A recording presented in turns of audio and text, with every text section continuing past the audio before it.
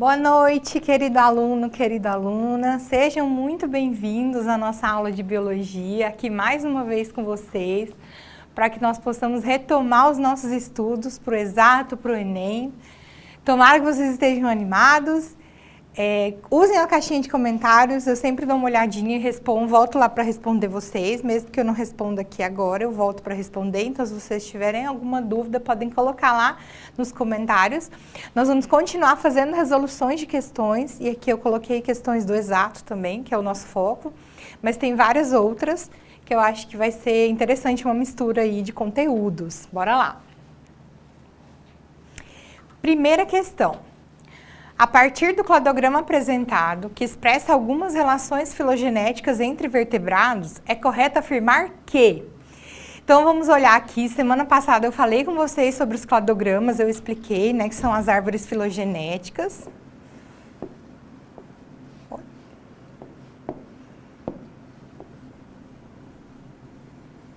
Uma árvore genealógica.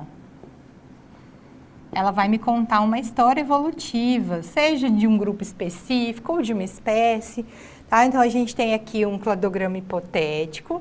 Então, aqui a gente tem lampreia, tubarão, perereca, lagarto, girafa e um ser humano. E aqui as relações, né, entre eles. A partir do cladograma, que expressa algumas relações filogenéticas entre vertebrados, é correto afirmar que... Letra A. A lampreia é um ancestral comum de todos os vertebrados incluídos no cladograma. A gente olha a lampreia, ela está aqui, ó. O ancestral comum a todos não é a lampreia, é o que está aqui, ó. Certo? Então, essa questão não, essa alternativa está errada. B. O tubarão surgiu da lampreia e deu origem aos vertebrados tetrápodes. Olha o surgimento do tubarão aqui, não foi da lampreia, ele apareceu aqui, ó. A partir daqui, né? Dessa ramificação. Então, não. C. Os peixes, lampreia e tubarão, possuem um ancestral compartilhado com os tetrápodes. Esse é o ancestral que eles compartilham com todos esses aqui, que são os tetrápodes, né? Ó. Seria, a grosso modo, 4 patas, 4 pernas, né? Então, essa é a correta. Vamos ler as próximas? O lagarto é mais proximamente relacionado ao tubarão que ao ser humano. Então, aqui a gente tem o lagarto, ó, e aqui o ser humano. Não é, tá? Ele não é mais proximamente relacionado. Aqui, o mais próximo aqui, dentro desse cladograma, é a girafa, tá? Que também é um mamífero. E letra E, o ser humano é o mais evoluído dentre todos os vertebrados incluídos do cladograma. Não existe ninguém mais evoluído, né? Lembra que eu falei em biologia? Não existe mais evoluído. O que a gente costuma falar é mais antigo ou mais novo, mais ancestral ou mais derivado. A gente não usa essa terminologia de mais ou menos evoluído, tá? Próxima questão. Também é de evolução. Bora lá. As figuras ilustram as estruturas ósseas presentes na nadadeira de um golfinho, no membro superior de um humano e no membro anterior de um cavalo. Bora fechar na questão para a gente poder ver? Então, aqui a gente tem uma nadadeira, um braço e uma pata de cavalo. A comparação anatômica dessas 3 estruturas ósseas permite afirmar que esses órgãos, letra A, têm semelhanças ósseas resultantes da mesma pressão seletiva. Letra B, tem ossos de tamanhos diferentes, o que ilustra um processo de convergência adaptativa. C, possuem a mesma origem evolutiva a partir de um mesmo ancestral comum. D, apresentam o mesmo fenótipo, mas possuem diferentes genótipos. Ou letra E, possuem funções diferentes por terem se originado de ancestrais de filos diferentes. Vamos olhar aqui. Aqui a gente tem uma legenda com o nome dos ossos, que estão dispostos aqui de diferentes maneiras, diferentes formatos aqui nesses animais. Então, tanto o golfinho, quanto o braço do ser humano, quanto a pata de cavalo, possuem os mesmos ossos. Eles estão dispostos de uma maneira diferente. O que isso mostra pra gente? Né? Isso mostra que eles possuem um ancestral. A gente diz que isso aqui tem a mesma origem embrionária. Ó, origem embrionária.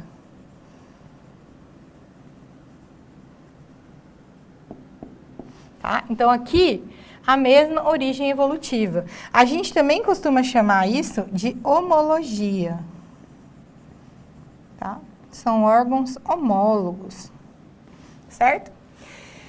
E aí o que seria o contrário disso seriam órgãos análogos, né? Mas aí é outra parte evolutiva. A gente vai ter a mesma função com diferentes origens evolutivas, tá?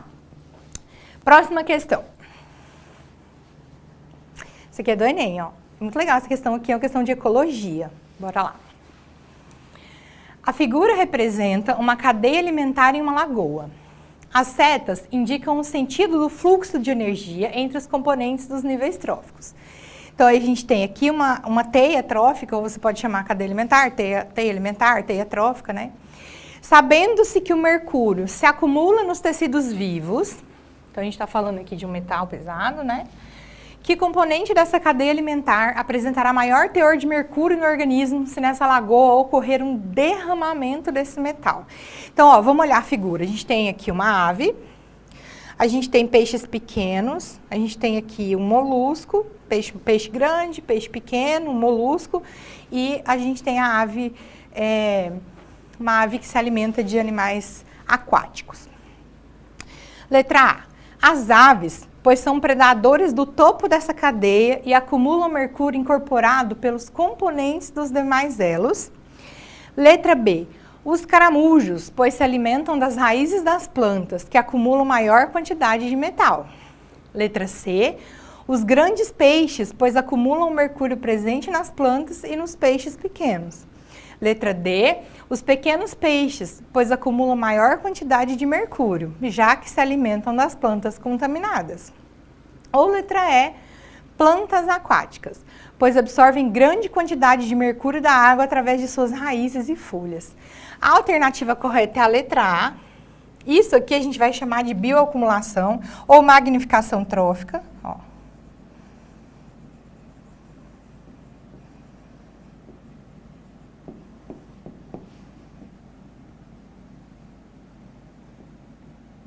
Onde a gente vai ter um acúmulo de uma substância tóxica, nesse caso aqui o mercúrio, ó, ao longo da cadeia alimentar. É muito comum a gente encontrar contaminação por mercúrio em peixes, tá?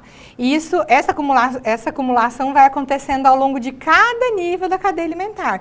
Então, quem vai acumular maior quantidade vai ser o último predador, consumidor terciário, geralmente, que nesse caso aqui é a ave, mas muitas vezes acaba sendo o ser humano. É importante, vamos voltar aqui para mim, é importante a gente entender que o mercúrio ele é tóxico, muito tóxico. Então, ele pode causar vários problemas, inclusive a morte, principalmente o vapor dele. E a contaminação, não só por mercúrio, mas pode acontecer também com arsênio, por exemplo. Geralmente é oriundo de mineração, é resíduo de mineração e a gente não tem como tirar.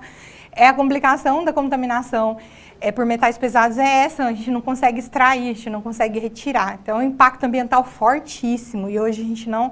É proibido, lógico, mas a gente sabe que acontece de forma clandestina, certo? Próxima questão.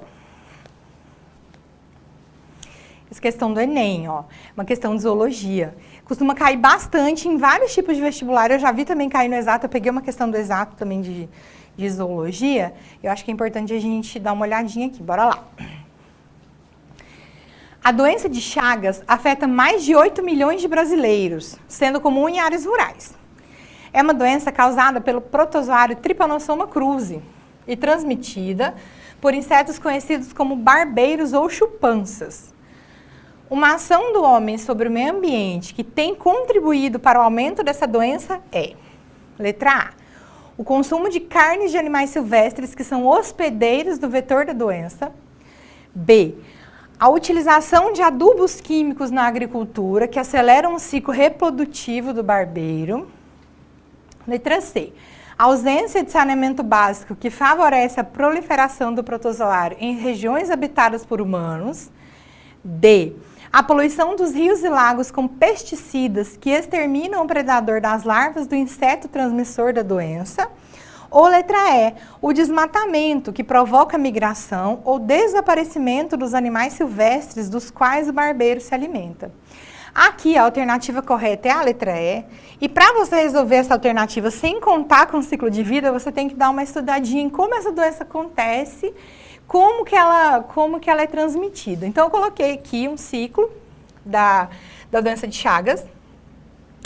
Tudo começa aqui, ó, com o vetor. Então, a gente tem uma doença que é um vetor de inseto, que é o barbeiro. Então, ele pica a pessoa. Durante o momento que ele está picando, ele acaba defecando na pessoa. E no momento que a pessoa coça a feridinha, as fezes entram na corrente sanguínea. E é assim que a doença se disseminou por muitos e muitos e muitos anos. Ela foi descoberta por Carlos Chagas, inclusive, é chamada de doença de Chagas por esse motivo. Ela é causada por este protozoário aqui, que é o Trypanosoma cruzi. E ele vai causar uma série de problemas, inclusive digestivos, cardíacos nas pessoas. O que eu gostaria de falar com vocês é o seguinte, aqui essa questão está correta, a letra E, por conta da questão da fragmentação de habitat. Então, se você desmata, o Trypanosoma vai procurar o ser humano para poder comer, que ele poderia se alimentar de outros tipos de mamíferos, que também podem ser acometidos pela doença de Chagas, né? Mas uma coisa que eu queria falar muito com vocês é sobre como essa doença é disseminada atualmente. Hoje em dia, essa não é a principal forma de contaminação. Eu coloquei aqui uma imagem para mostrar como que a doença de Chagas, eu coloquei dengue, tá errado, viu, gente? Aqui é a doença de Chagas, tá? Então, o que acontece? Ela pode acontecer de forma vetorial, ou seja, de noite, quando a pessoa vai dormir. Isso aqui acontecia muito em pessoas que moravam de casas de pau a pique, casa de madeira, tá? Ó.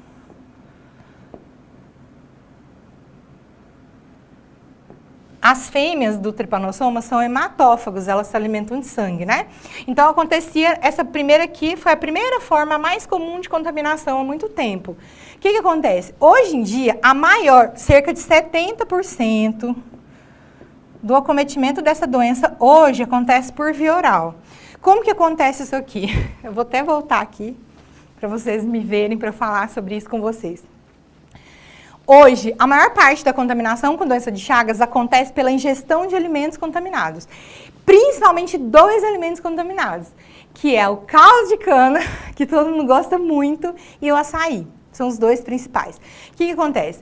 Durante a coleta das frutas, do açaí ou da cana, acaba-se não fazendo a higienização adequada.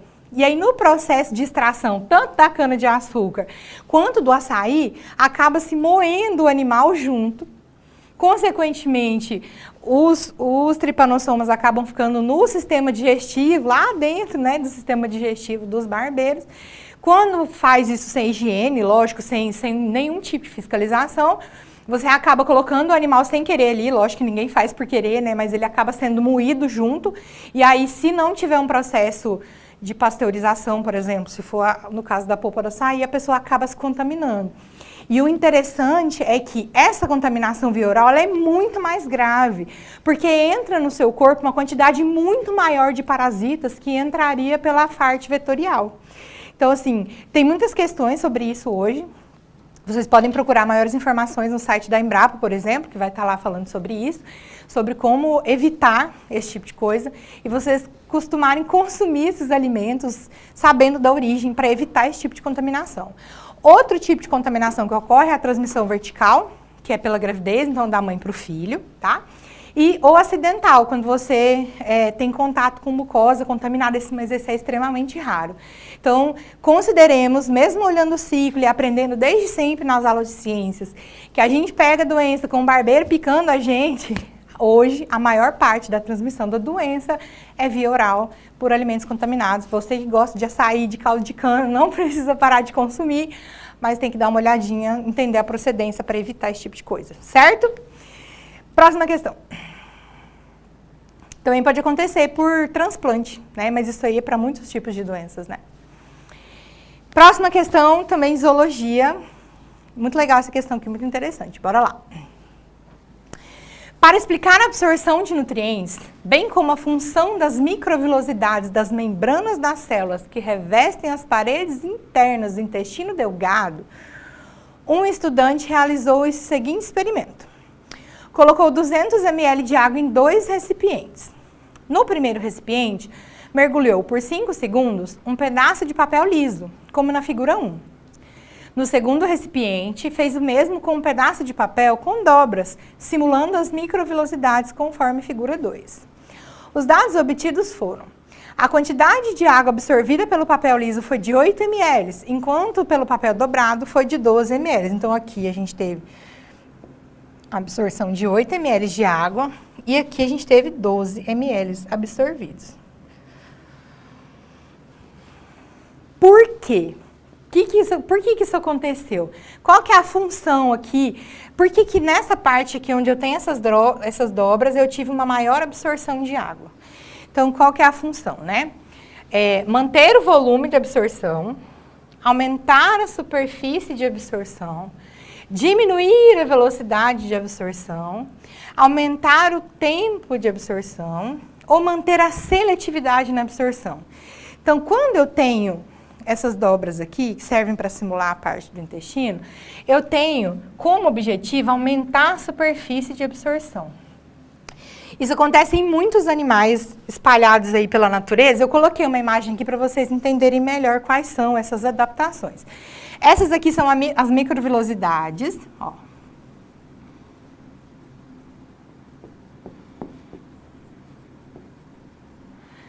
Tá vendo? São como se fossem franjinhas. Isso aqui são especializações no citoplasma, na membrana da célula, para aumentar a superfície de absorção. A gente vai encontrar essas microvilosidades no ser humano no intestino delgado. Ó. Então, eu aumento a superfície de contato entre o intestino e o alimento a ser digerido, né, a parte do bolo fecal para ser absorvido os nutrientes. Isso aqui aumenta muito a superfície de absorção. Outras especializações que também servem para aumentar a superfície de absorção são encontradas em alguns outros seres vivos. Aqui, por exemplo, aqui a gente tem um anelídeo, é uma minhoca, ó. E as minhocas têm uma característica muito interessante no intestino chamada de tiflossole, que é uma dobra no intestino.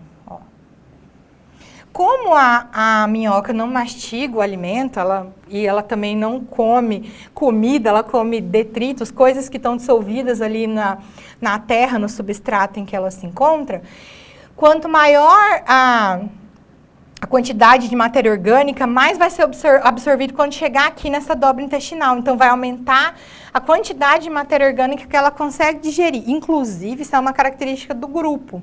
Muitas questões vão falar sobre isso, né? Então, se você ouviu falar desse nome, tiflossole, você vai lembrar de anelídeo.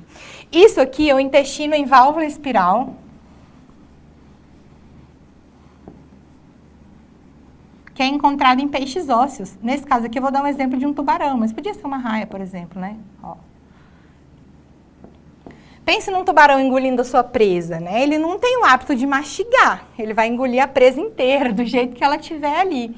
Essa válvula espiral, olhando assim, é como se fosse uma molinha mesmo, aqui na parte do intestino, que também vai aumentar a superfície de absorção. Olha só que interessante. É muito legal de observar como a evolução vai selecionando coisas que são parecidas, a grosso modo. Isso aqui, eles não têm nada a ver um com o outro, evolutivamente falando, não são próximos. Nem as minhocas tão próximas da gente, nem a gente tão próximas do tubarão assim. Isso aí é uma convergência. É quando eu tenho uma evolução, a seleção de uma característica pelo meio. Então, essa característica surgiu, ajudou esse animal a sobreviver e ela foi ficando. Então, a gente tem essas especializações que a gente pode chamar de parecidas. Tem muitas outras, a gente poderia ficar aqui a noite inteira só citando exemplos de evolução convergente, mas é muito legal citar isso aí. E aí a gente tem essas especializações espalhadas por vários tipos de animais diferentes, tá? Próxima questão. Bora lá. Durante a queima de combustíveis fósseis, como na combustão do petróleo, a fumaça produzida pode levar à morte por asfixia. Isso aqui acontece com incêndio também, né? É correto afirmar que a asfixia é causada por quê? Letra A. A fumaça estimula a produção de oxihemoglobina, aumentando a afinidade do oxigênio pela hemoglobina e tornando-o indisponível para os tecidos. Letra B. O ácido carbono liberado inibe o centro respiratório, diminuindo a ventilação pulmonar. Letra C. O dióxido de carbono liberado tem baixa afinidade pela hemoglobina, impedindo o transporte de oxigênio para os tecidos. D. O monóxido de carbono liberado tem alta afinidade pela hemoglobina, impedindo o transporte de oxigênio para os tecidos. Ou letra E. O monóxido de carbono inibe a anidrase carbônica, impedindo a liberação de oxigênio pela hemoglobina. Nas aulas passadas, eu falei com vocês sobre a questão da hemoglobina. O que é hemoglobina? A hemoglobina ela é um pigmento, é uma proteína vermelhinha, né?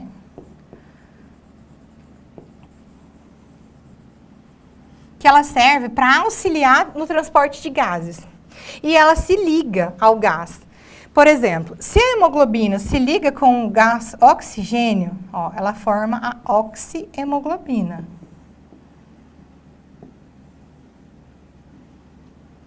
Isso aqui é o que permite que nós vivamos, né? Que a gente respira e esse oxigênio ele é carregado dessa forma aqui, com H, oxihemoglobina. Se a hemoglobina se liga com gás carbônico, ela forma a carbohemoglobina.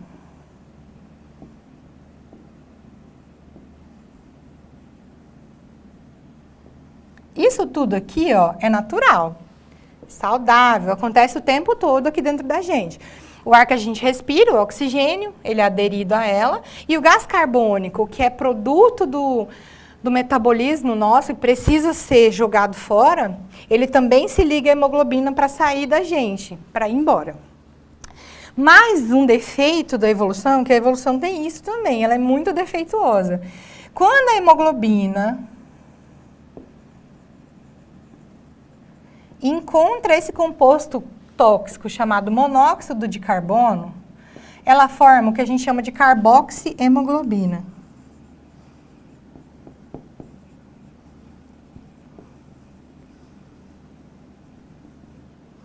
Causando a morte por asfixia em pouquíssimo tempo. E por que isso aqui é um defeito?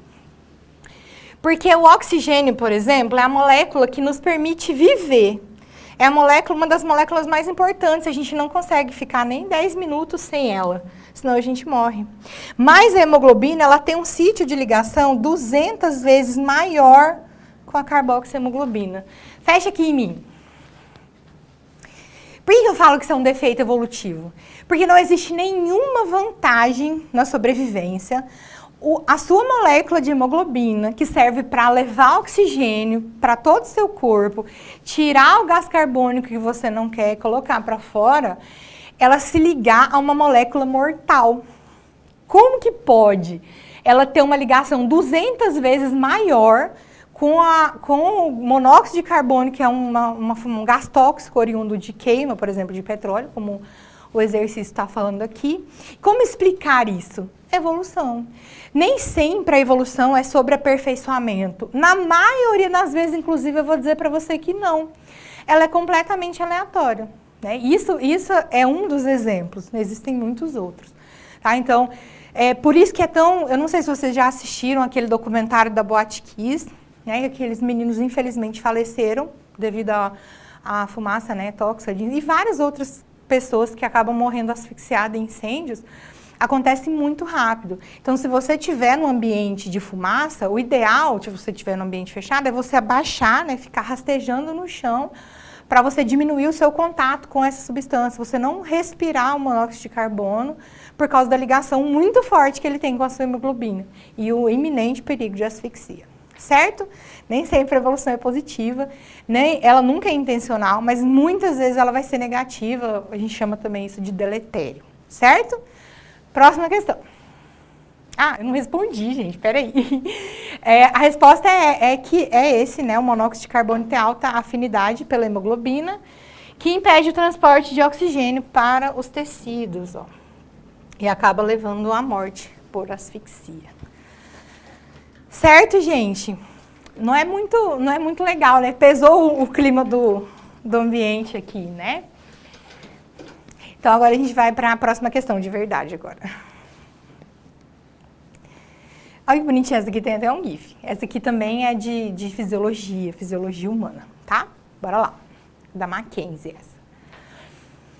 Uma hemácia que esteja no ventrículo direito, aí a gente tem aqui o espaço, o número 1, né? Aí tem 1, seguirá para 2. Nesse local, ocorrerá 3, tornando o sangue 4. E aí nós temos que assinalar a alternativa que preenche correta e, respectivamente, os espaços 1, 2, 3 e 4.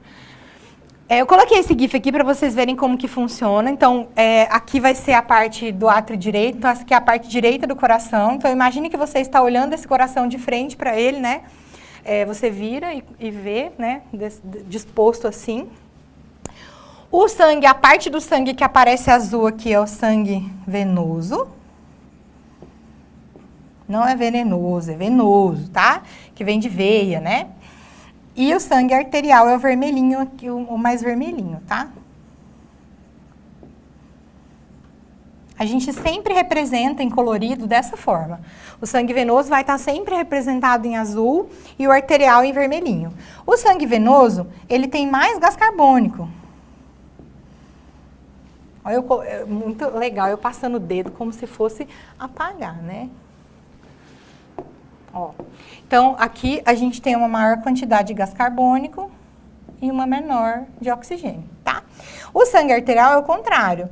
Ele tem menos gás carbônico e mais oxigênio. Por quê? Porque o sangue arterial, ele acabou de vir do pulmão, ele está bem oxigenadinho para ser distribuído para o corpo. Já o sangue venoso, ele veio do corpo. Então, todo o oxigênio já foi distribuído e o gás carbônico do metabolismo foi colocado lá no nosso hemácia para ele ser jogado fora, certo? Dito isso, o que eu estou dizendo? Uma hemácia que esteja no ventrículo direito, ou seja, ela está aqui, ó. Ela tem, aí a gente vai dizer se ela tem muito gás carbônico, pouco oxigênio, muito oxigênio. Então, a gente já sabe que aqui, não tem um azulzinho aqui, a gente sabe que é um sangue venoso. Então, tem pouco oxigênio e muito gás carbônico. Isso aqui não nos esclarece, então a gente vai continuar. E seguirá para onde que ele vai seguir? Se ele está pobre em oxigênio e veio do corpo, ele vai seguir para o pulmão. Então, a gente já vai eliminar essas, ó. Ele vai seguir para os pulmões, para ser oxigenado, certo? Olhando aqui, o que eu sei? Que tem pouco oxigênio e segue para os pulmões. Até aí ainda não me esclareceu, a gente ainda está em dúvida. Então, continuando. Nesse local ocorrerá quando o sangue venoso chega no pulmão, ele vai ser oxigenado. Então, a gente tem aqui, ó, bem rudimentarzinho, um pulmão, os pulmões, né? Ó. Um é maior que o outro mesmo, de verdade, tá? Quando o sangue, ele chega aqui, ele vai ser oxigenado. Então, ele vai sair daqui com bastante oxigênio. Esse processo aqui ocorre nos alvéolos pulmonares, que é uma parte bem pequenininha do seu pulmão. E o processo se chama hematose. A gente tem um vaso sanguíneo bem pequenininho, que a gente chama de capilar. As hemácias vão passar por esse vaso. E aqui, o gás carbônico sai e o oxigênio entra, por diferença principalmente de concentração. Tem uma parte de acidez envolvida também, né? Mas esse processo de oxigenação no sangue que acontece aqui no pulmão, e isso para ser humano. Se a gente estivesse falando de um sapo, por exemplo, essa oxigenação ocorreria na pele. Porque no sapo a gente tem respiração cutânea, que é pela pele. Se fosse um peixe, ele seria oxigenado nas brânquias, tá? Ó. E assim sucessivamente para todos os outros animais, certo? Então aqui ele vai acontecer a hematose, ó, que a gente já esclareceu, que é a alternativa B, e o sangue passará a ser arterial. Então, alternativa B de bolinha, tá? Muito legal essa questão, né? Coloquei o gifzinho aqui para ajudar. Próxima questão. Essa é da PUC. Também é de zoologia, ó. Os tipos de excretas de animais estão intimamente relacionados ao ambiente em que vivem. Assinale a alternativa que correlaciona corretamente o grupo animal e seu tipo de excreta com a justificativa ecologicamente correta. Então, vamos lá. Letra A. Peixes excretam ureia porque esta é menos tóxica e tem maior solubilidade na água. Letra B. Mamíferos excretam amônia porque esta é mais tóxica e tem menor solubilidade na água. Aves excretam ácido úrico porque este é menos tóxico e tem menor solubilidade na água. Rãs excretam ácido úrico porque este é menos tóxico e tem maior solubilidade na água. Ou letra E. Cobras excretam amônia porque esta é menos tóxica e tem menor solubilidade na água. Eu coloquei essa imagem aqui, lógico que eu já vou responder. A questão correta é a letra C, tá? Ó. E aí eu vou explicar aqui os 3 tipos de excretas principais, né? Então a gente vai ter 3 principais, que é a ureia, o ácido úrico e a amônia.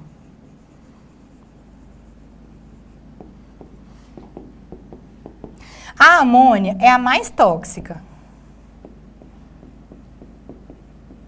porém também é a mais solúvel.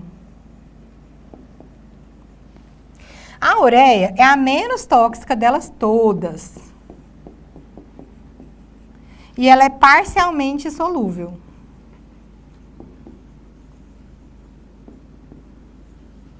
Já o ácido úrico também tem toxicidade moderada, então ela é mais ou menos tóxica. Porém, ela é insolúvel em água. Então, toda vez que você olhar o ácido úrico, a gente chama isso aqui também de excreta desidratada. Coloquei aqui um quadro só para na imagem, né? Isso aqui pode ser decoreba, mas você pode também relacionar o tipo de vida do animal à excreta que ele solta, por exemplo. Então, a gente tem os animais que a gente chama de amoniotélicos, ou animais que excretam amônia. Aqui a gente tem invertebrados aquáticos, peixes ósseos e girinos. Então, estão vendo aqui que eles estão em ambiente aquático? Geralmente, os animais de ambiente aquático excretam amônia, porque apesar dela ser muito tóxica, ela é extremamente solúvel. Então, eles vão produzindo e já vão soltando, tá? Os ureotélicos, que excretam ureia, já são os peixes cartilaginosos. Eu vou explicar numa outra questão como isso vai trazer vantagem para esses animais. Anfíbios adultos, então, enquanto o girino vai excretar amônia, o sapo, por exemplo, já vai excretar ureia. E aqui os mamíferos, entre nós, né? Então, geralmente, quem faz xixi, que a gente diga, o xixi, que ele precisa de bastante água, porque ela é parcialmente solúvel, então, são ureotélicos, tá? E, por último, os uricotélicos, que excretam ácido úrico, que é essa excreta desidratada. Aí você vai olhar, quem que excreta ácido úrico? Inseto, réptil e ave, que é a mesma coisa, né? Répteis são aves são répteis, mas a gente separa isso aqui para ficar mais fácil na parte de ensino médio e de vestibular. Então, são organismos completamente adaptados ao ambiente seco, inclusive resistentes à desidratação.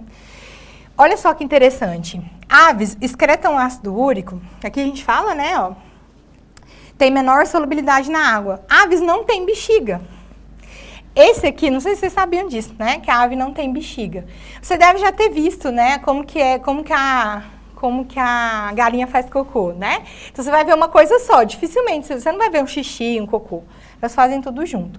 Então, o fato de uma ave não ter bexiga é uma das adaptações que elas têm para o voo, para voar. Olha só que interessante, né? Então, são características de seres vivos adaptados ao ambiente terrestre, certo? Geralmente, os alunos têm muita dificuldade com excreta nitrogenada. A gente chama de excreta nitrogenadas, né? Então, quando você tiver dificuldade, eu sugiro que você faça um quadro e aí você coloque, vá preenchendo aos poucos e aí logo você vai pegando o jeito. E aí você vai começar a lembrar. Ah, esse animal, lógico que tem as exceções, claro, né? Mas, esse animal, ele vive num ambiente extremamente seco, desértico. Então, você já vai começar a pensar, então provavelmente ele vai excretar ácido úrico. E assim você vai fazendo as ligações para que você não se esqueça dos tipos de excretas, certo?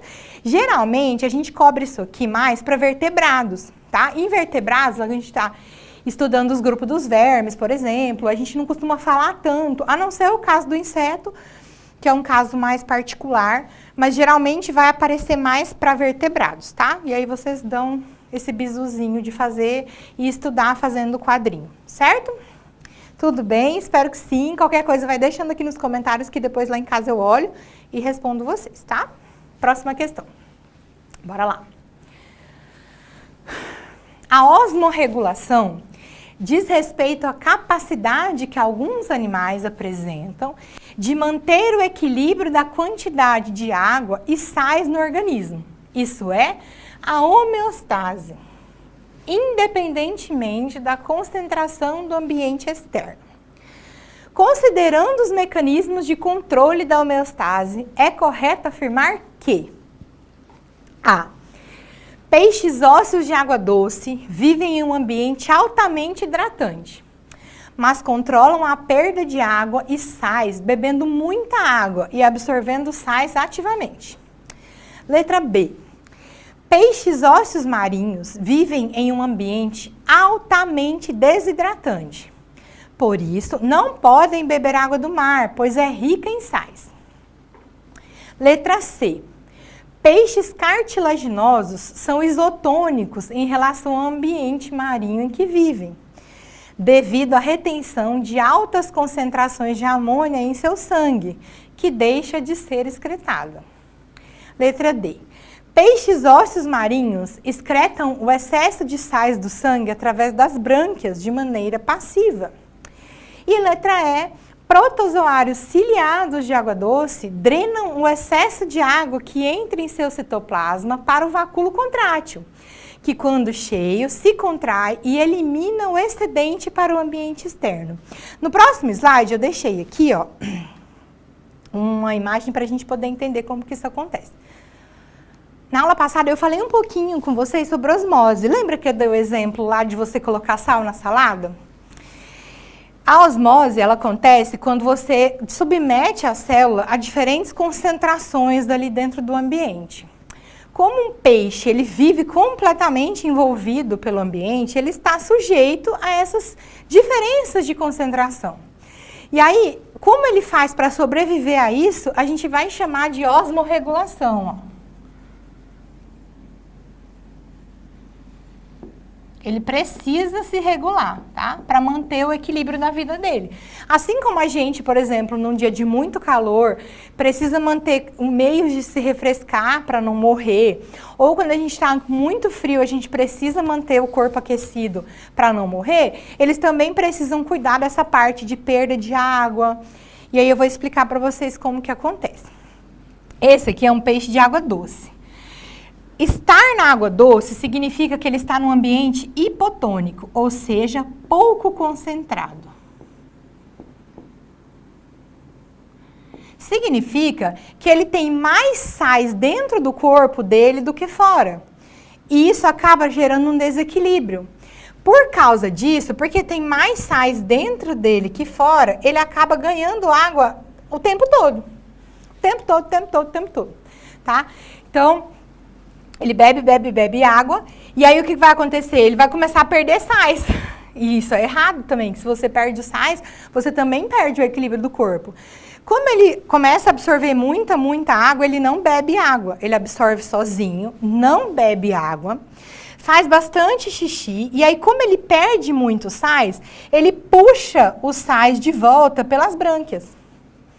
Esse processo de puxar os sais, a gente vai chamar de transporte ativo. Isso aqui tem gasto de energia, tá? Ó.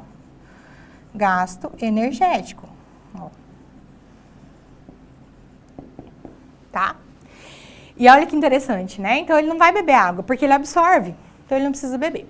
Já o peixe de água salgada, aí você pensa assim, nossa, mas aí o peixe de água salgada vai beber água? Vai beber água. Por quê? O que acontece? Ele está no ambiente hipertônico. muito concentrado. Tem muito mais sais fora do corpo dele que dentro. Então, naturalmente, ele começa a perder água. Ele começa a perder água, então é um ambiente que desidrata ele muito.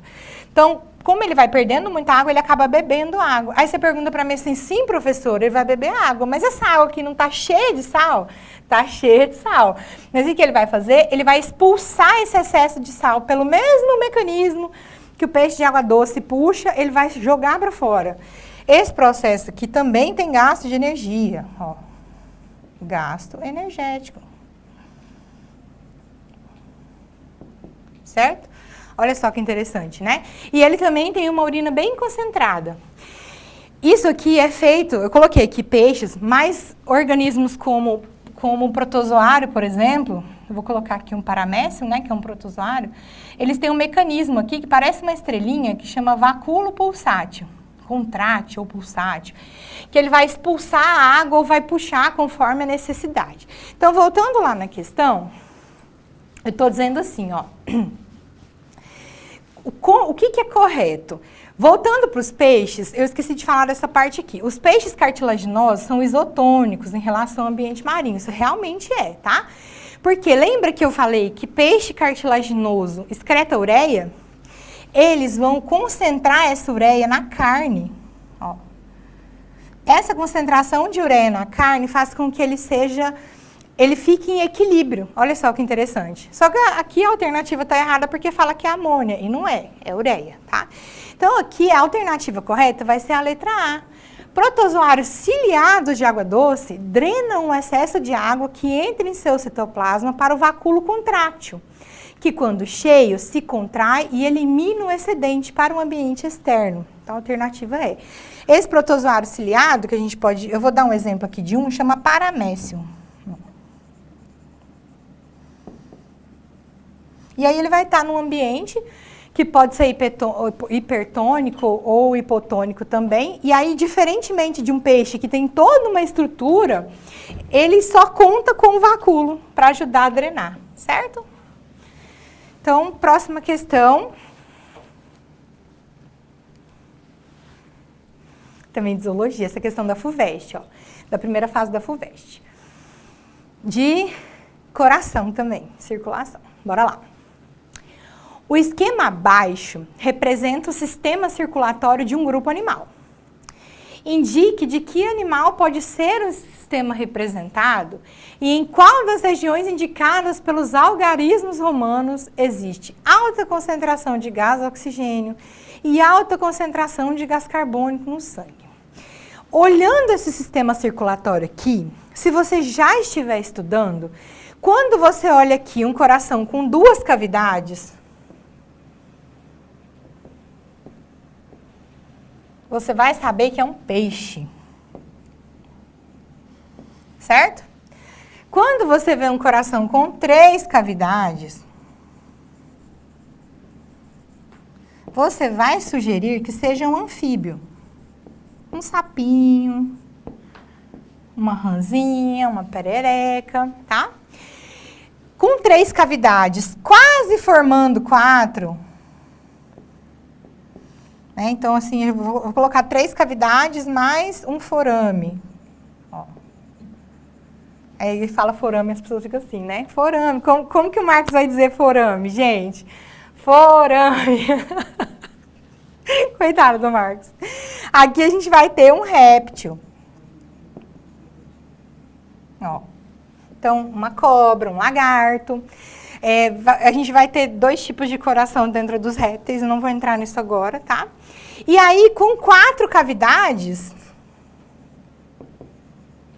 formadinha, bonitinha, a gente tem aves, que também são répteis, mas é um grupo mais com maior diferença, e mamíferos, que somos nós. Então, olhando aqui, tem 2 cavidades, é o coração de quem? Do peixe. Tá? Então, esse aqui é um coração de peixe. Uma curiosidade sobre o coração do peixe é que acontece com ele algo que não acontece em nenhum desses. No coraçãozinho do peixe só circula sangue venoso.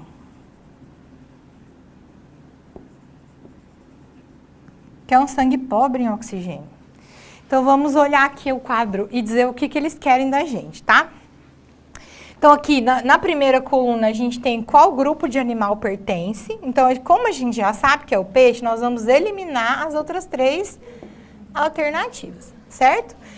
Então, eu sei que é um de peixe, e aí eu quero saber aonde tem alta concentração de gás oxigênio e aonde tem alta concentração de gás carbônico. Então, a gente volta na imagem. Se o coração só passa sangue venoso, ou seja, só passa um sangue rico em gás carbônico, pobre em oxigênio, aqui ele veio do corpo, ó, capilares sistêmicos, e está indo para as brânquias. Então, ele está indo para ser oxigenado. Então, nesse caso aqui, a parte 1 tem pouco oxigênio, tá? Então, aqui tem alta concentração de gás carbônico. Então, vou colocar aqui CO2, tá? Que é a maior concentração de gás carbônico. O sangue foi para as brânquias, recebeu oxigênio, e aqui em 2 ele vai ser jogado nos capilares sistêmicos, então ele é rico em oxigênio. Então a gente tem o 2, que é alta concentração de oxigênio, e 1, que é alta concentração de gás carbônico, alternativa A, de amor, tá? Super interessante essa questão, né? Sempre que você estiver querendo saber que tipo de sangue está circulando, lógico que nos animais mais complexos é um pouco mais difícil, mas você sempre observa o caminho. Se ele está indo em direção a um pulmão ou a pele, se esse animal respira pela pele, para a estrutura respiratória dele, o que seja, nesse caso aqui as brânquias, então ele está indo com pouco oxigênio para receber oxigênio.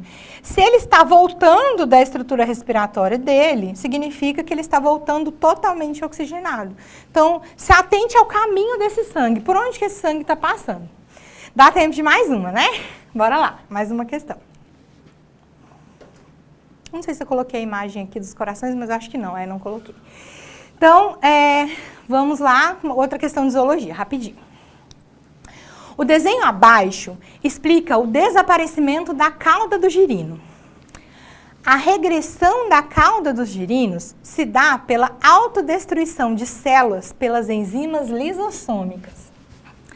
O material resultante desse processo entra na circulação sanguínea e é reutilizado. Quando os lisossomos digerem uma partícula pertencente à própria célula, a gente vai chamar isso de quê? Letra A, catálise.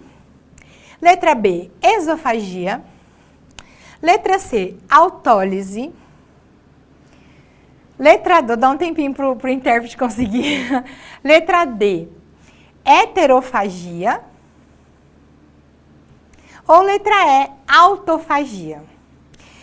Isso aqui, enzimas lisossômicas, acontece porque a gente tem dentro das nossas células uma enzima que chama... Uma enzima, não, são várias enzimas, tá? Ó, mas a gente tem uma organela dentro das nossas células que a gente chama de lisossomo. O lisossomo é uma organela que ela é responsável pela digestão intracelular.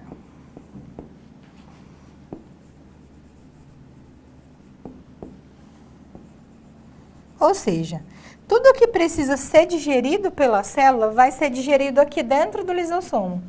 E ele tem várias enzimas digestivas que vão atuar nisso aqui, ó. Quando você lembra do processo de metamorfose, você sabe que o girino, ele é totalmente diferente do sapo adulto, tá? E uma das principais diferenças, tudo é diferente, né? Mas é uma que é importante pensar nos sapos, que a gente chama de anuros, ó, anuros. Nesse grupo aqui estão sapos, rãs e pererecas. Anuro significa sem cauda. Aí você pensa assim, nossa, mas o girino tem cauda. Acontece que no final do processo de transformação, essa cauda é perdida. Só que ela não é cortada e arrancada fora. Ela é absorvida.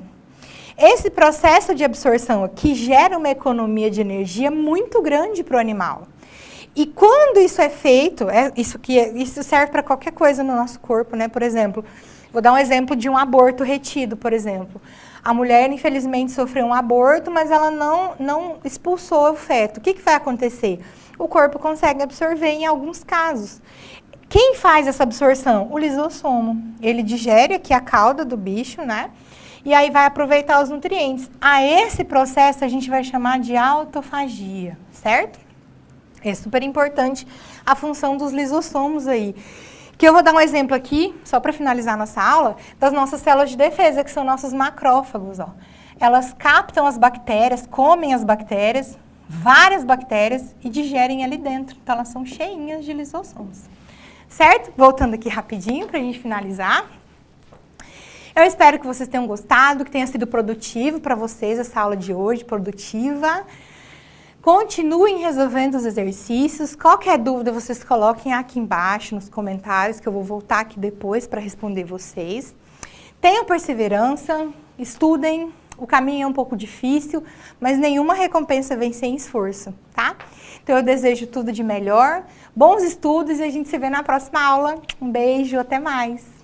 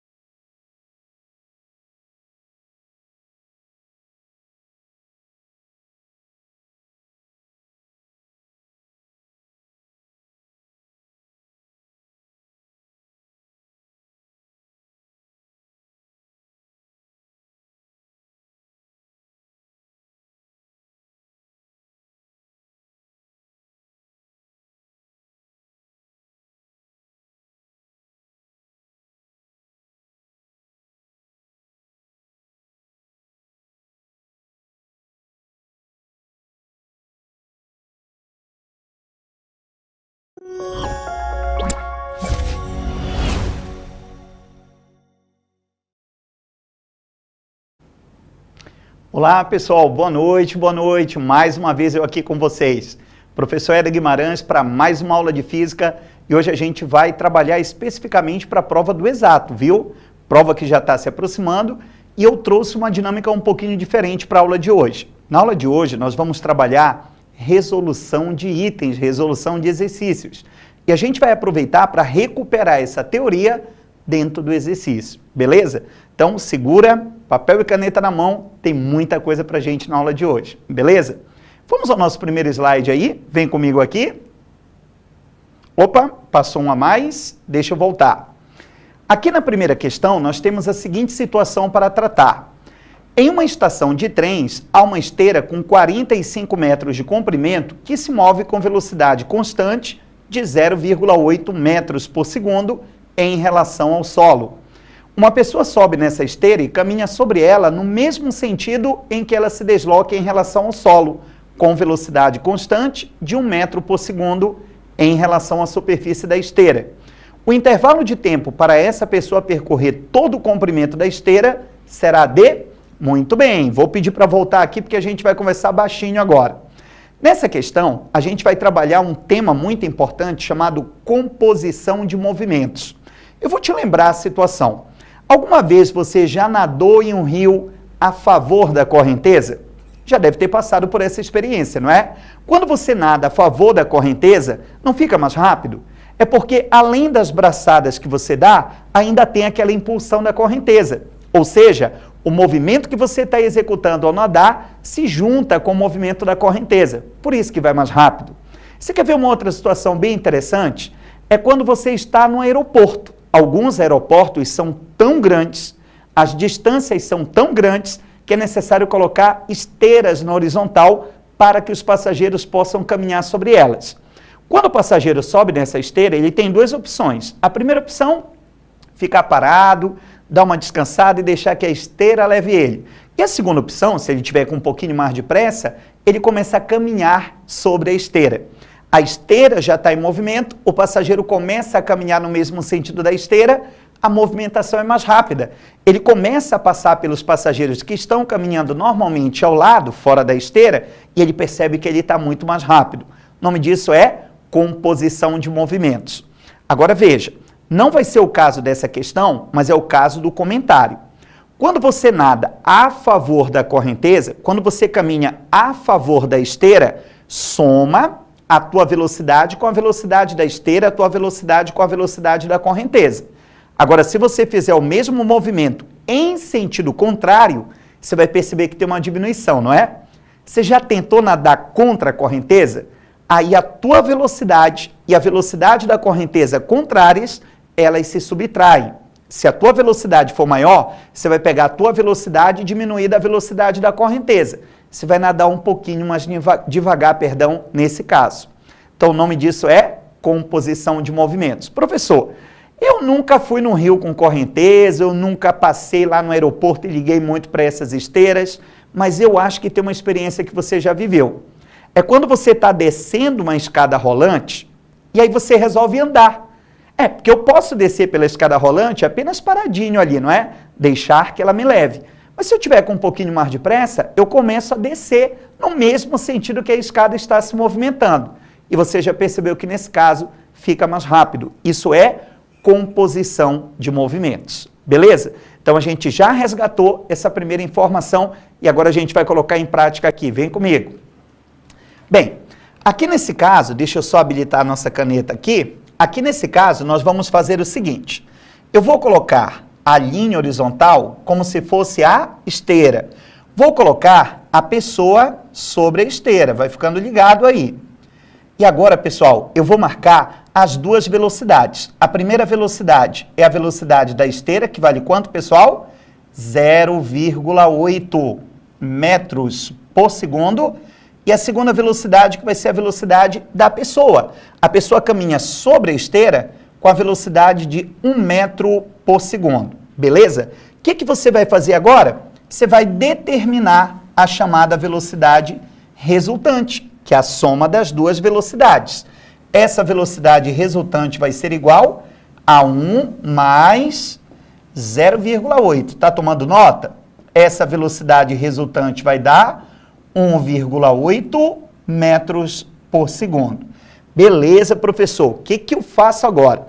Agora você tem que ficar atento para os 45 metros de comprimento da esteira. E você tem que ficar atento para o tempo. É isso que ele quer, pessoal. Esse tempo. Professor, e agora? Que equação eu posso usar? Meu amigo, você não vai precisar usar a equação, não. Interpreta comigo 1,8 metros por segundo. Vamos interpretar? 1,8 metros por segundo. Quer dizer que a cada 1 segundo, tá ligado? Você caminha quanto?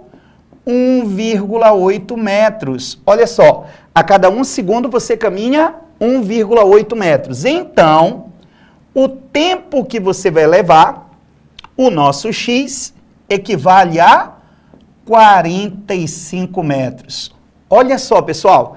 Todo mundo identificando uma regra de 3 aí? Com certeza, né? Que top. Vamos lá. Agora você vai multiplicar x com 1,8. Como é que vai ficar, pessoal? 1,8 vezes x. Isso é igual 45 vezes 1. Quanto vai ficar, pessoal? 45. Passa 1,8 para baixo agora. X é igual a 45 dividido por 1,8. Eita, professor, toda vez que tem esses numerozinhos assim com vírgula, eu fico nervoso na hora de fazer. Calma. Olha o que você vai fazer aqui, campeão. Você vai tirar a vírgula e acrescentar um zero na parte de cima. Pronto. 450 dividido por 18. Eita, professor, ainda está complicado. Essa divisão não me parece tão comum. Tá, então você vai com calma. Sabe o que você vai fazer? Você vai dividir por 3, sabe a famosa simplificação? E dividir por 3, tanto na parte de cima quanto na parte de baixo. Vamos lá. 450 por 3, quanto dá, pessoal? 150. E agora vamos lá. 18 por 3, quanto dá, pessoal? Dá 9. Opa, que 9 é desse? Você tá maluco? Dá 6, cara. Perdão, pessoal. Olha lá, deixa eu voltar aqui. E agora vamos colocar 6. Pronto, númerozinho correto agora. E 150 por 6 tá até mais fácil agora. Sabe quanto vai dar 150 por 6? 25. Portanto, são 25 segundos de movimentação. A nossa alternativa correta é a letra D. Olha que legal. Letra D, 25 segundos aí. Bem, volta comigo aqui, pessoal. Esse tipo de problema é mais comum do que você pode imaginar. São os problemas que envolvem composição de movimentos. Anotou? Composição de movimentos. E você pode guardar como nadar a favor da correnteza e nadar contra a correnteza. Sempre que eu estou nadando a favor da correnteza, soma a minha velocidade com a velocidade da correnteza. Nadou contrário, é necessário fazer a subtração. Agora, pessoal, cuidado, não é porque eu citei aqui o caso do nadador e da correnteza, e lá na prova ele troca para um barco a favor da correnteza ou um barco contrário à correnteza, que você vai esquecer que é o mesmo sistema que você vai usar. Beleza? Então, vamos agora para o próximo item, que a gente tem coisa aqui para colocar. Vem comigo agora. O próximo item diz assim: a prática esportiva de pular corda vem conquistando muitos adeptos e se tornando uma modalidade de competição. Numa prova de velocidade, um atleta consegue dar 105 saltos em 30 segundos. Considerando que o ponto da corda que passa sob os pés e acima da cabeça do praticante descreve uma trajetória circular de raio 90 centímetros, qual é a velocidade escalar desse ponto da corda? Vamos lá, volta comigo. Ah, tem uma observação, não volta não? Você está vendo aqui que o π é igual a 3. Use π igual a 3. Volta comigo aqui rapidinho. Pessoal, só de olhar para a questão, já deu para você perceber pelo desenho que se trata de um movimento circular, não deu? Movimento circular uniforme. Professor, como é que a gente resolve um movimento circular uniforme? Gente, movimento circular uniforme, a ideia é muito parecida com movimento uniforme. Deixa eu te falar uma coisa. Toda vez que você percorre uma circunferência, toda vez que você dá a volta numa circunferência, sabe qual é a distância que você percorre em uma volta? É o comprimento da circunferência. Toda circunferência, ela tem um comprimento, beleza?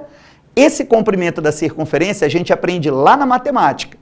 Ele vale 2 vezes π vezes raio. 2π raio. 2π raio é o comprimento da circunferência, é a distância quando você dá uma volta. Então, atenção, é uma questão de movimento circular? Sim. Tratamos movimento circular como se fosse um movimento uniforme? Sim. Então a gente vai usar uma equação que você conhece muito bem. Você lembra de uma equaçãozinha chamada D igual a VT? A distância percorrida equivale à velocidade multiplicando o tempo? Essa equação, ela é equivalente àquela equação que você deve ter estudado. Velocidade é igual a variação do espaço, triângulozinho S, variação do espaço, dividido por triângulozinho T, variação do tempo. Essa equação, que a gente formalmente coloca V igual a variação do espaço pela variação do tempo, simplificadamente pode ficar o DVT.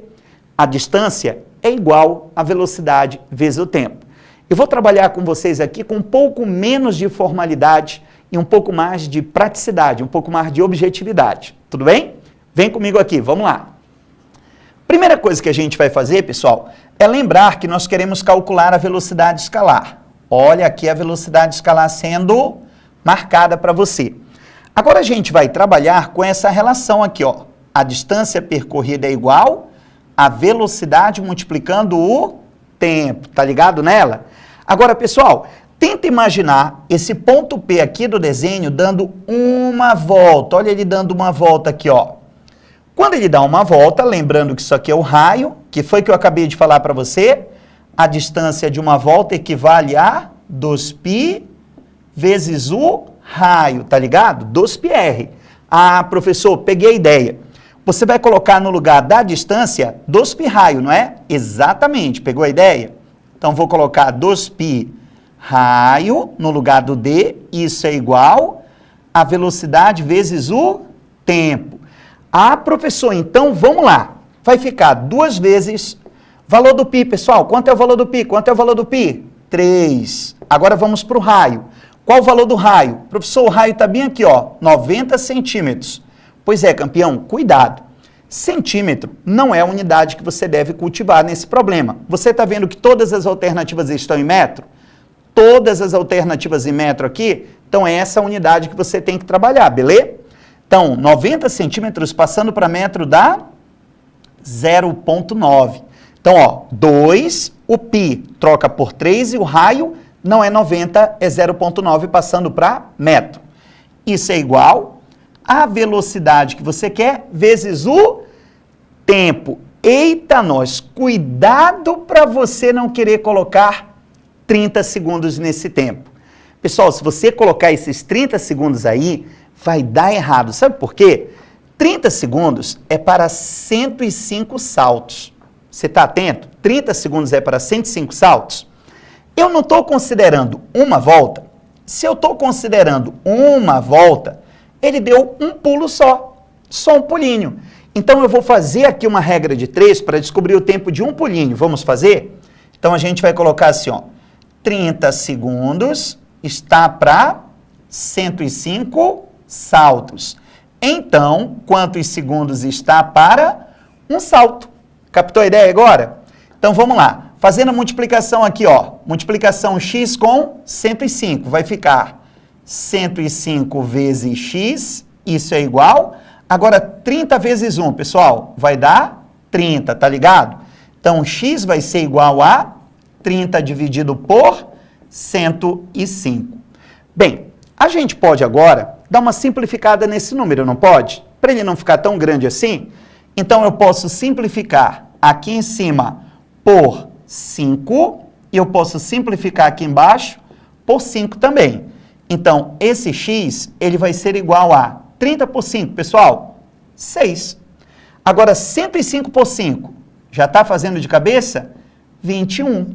Então, simplificadamente, ficou 6 por 21 segundo. Esse aqui foi o tempo de um único salto desse atleta. Vamos agora colocar no lugar do tempo? Então, vai ficar 6 dividido por 21. Combinado? Agora, pessoal, bora ver se está todo mundo atento mesmo. Quero ver agora, olha só. Você está percebendo que esse 2 vezes 3 também dá 6? Quem percebeu comigo aí? 2 vezes 3 também dá 6? Pois é. Você está vendo que tem 6 desse lado esquerdo e depois da igualdade tem o número 6 também? Esses números podem ser simplificados um pelo outro. Eu vou cancelar 6 desse lado com 6 desse lado. Opa! Eu acho que ficou mais simples a nossa conta. Ficou ou não ficou? Porque agora eu posso passar esse 21 multiplicando com 0,9. E aí a nossa velocidade vai ser liquidada agora. Essa velocidade vai ser 0,9 vezes 21.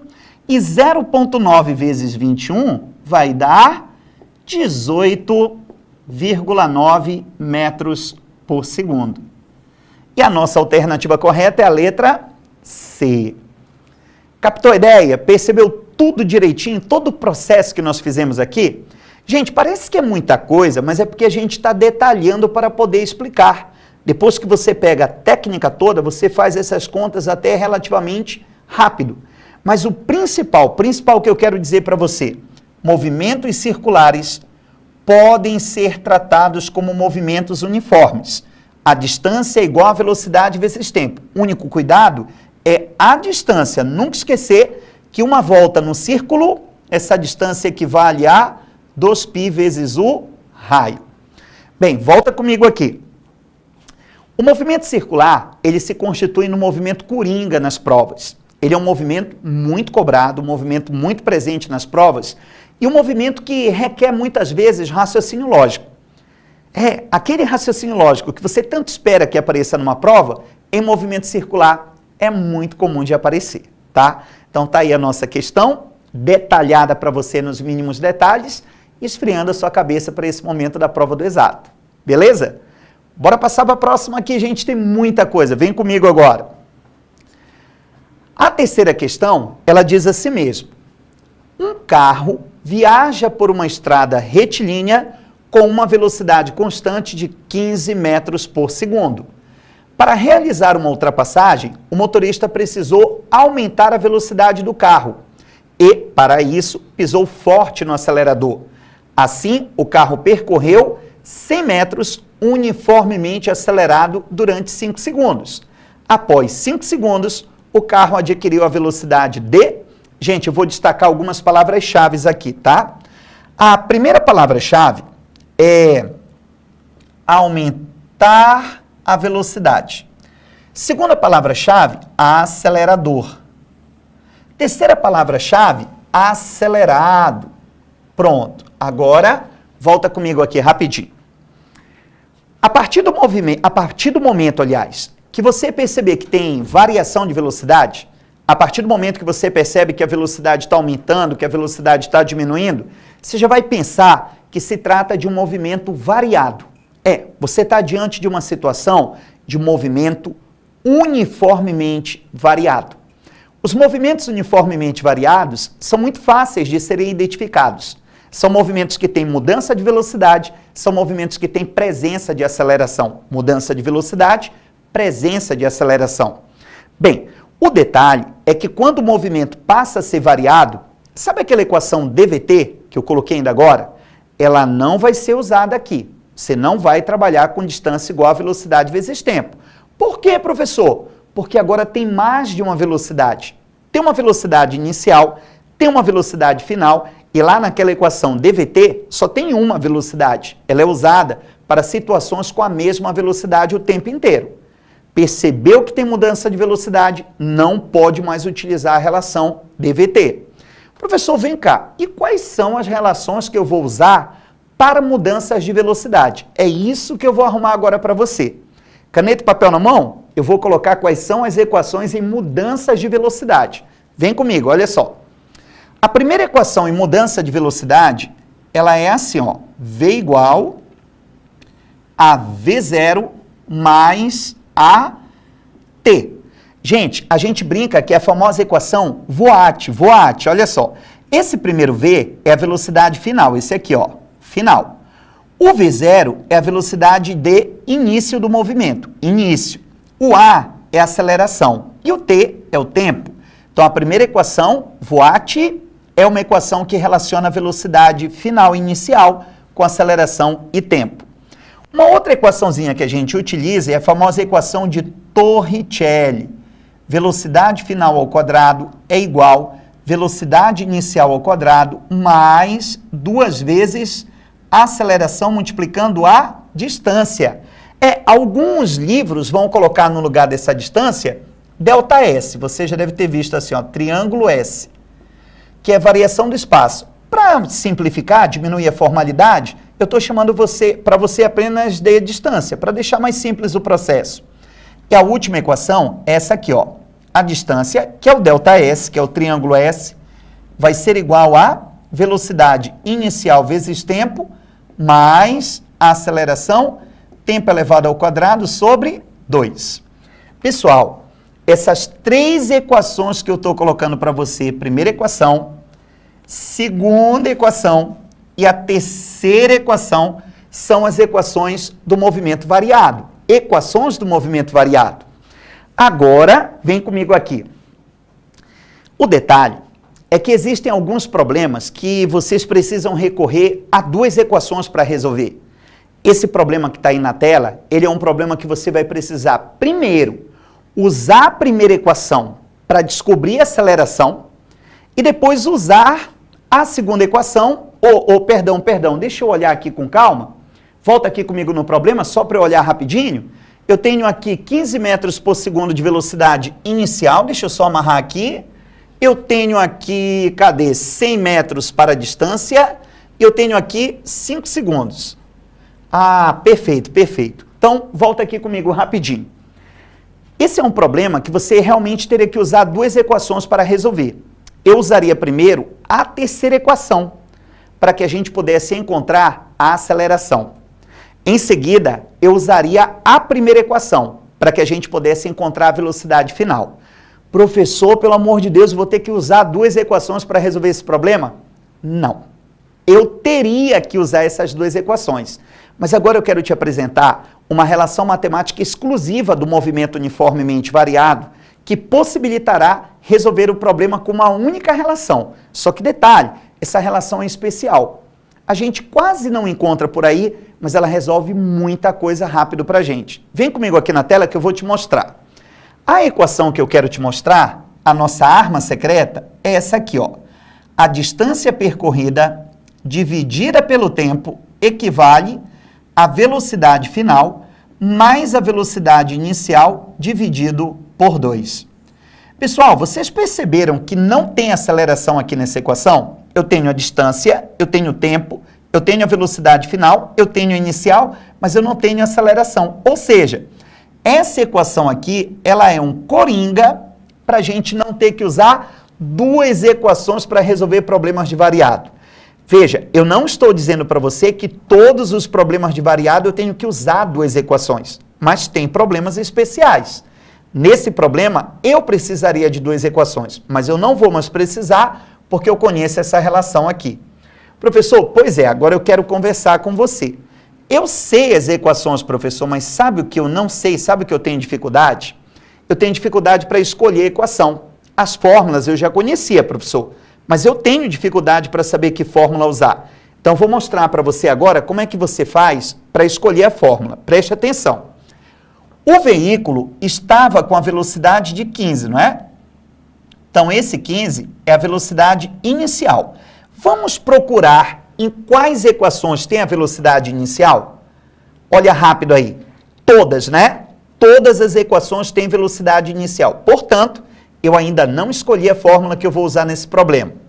Agora eu venho para esse valorzinho aqui, ó, 100 metros. Viu 100 metros aqui?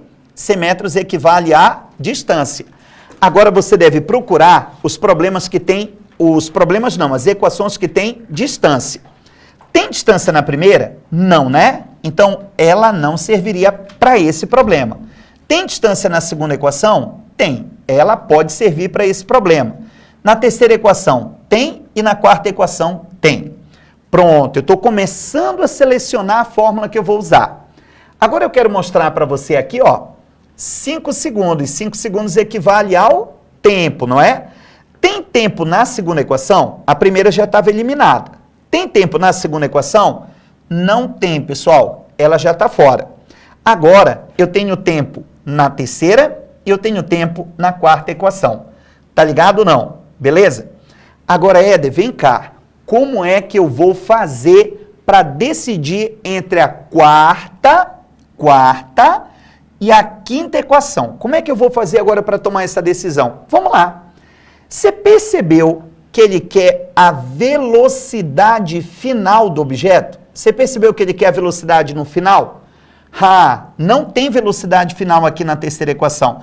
Tem a inicial, mas a final não. A terceira equação está eliminada desse problema. E a última é a equação que nós vamos usar. Volta comigo aqui na tela. Amigos, vocês precisam ter paciência na hora do problema. Você vai lendo e você vai vendo o que você tem. Você vai lendo e você vai vendo o que você tem. Vai escolhendo a equação com calma. Certamente você vai chegar na equação adequada. Só tem paciência, só tem calma, vai dar certo. Vamos lá fazer a resolução? Vem comigo agora. A equação que nós vamos utilizar para resolver esse problema é distância pelo tempo igual a velocidade final mais a velocidade inicial dividido por 2. A distância, 100 metros, lembra? 100 metros de distância. O intervalo de tempo, 5 segundos, lembra? 5 segundos. Isso é igual à velocidade final, que é o seu objetivo, mais a inicial, que é 15, tudo isso dividido por 2. Ajuda a gente aí. 100 por 5, 100 dividido por 5, quanto vai dar? 20. Isso é igual à velocidade final, mais 15 dividido por 2. Bora passar o 12 multiplicando com 20? Bora! 12 multiplicando 20, quanto dá, pessoal?